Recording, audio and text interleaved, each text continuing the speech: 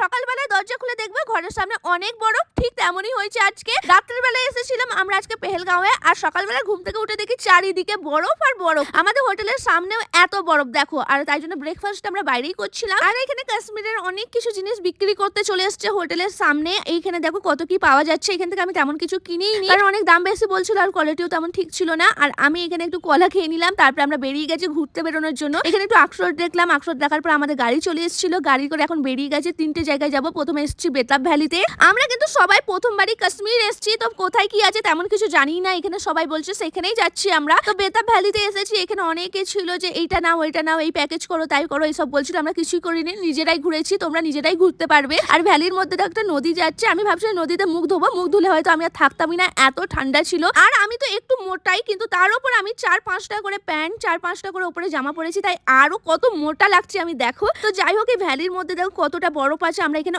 অনেক এনজয় করেছি।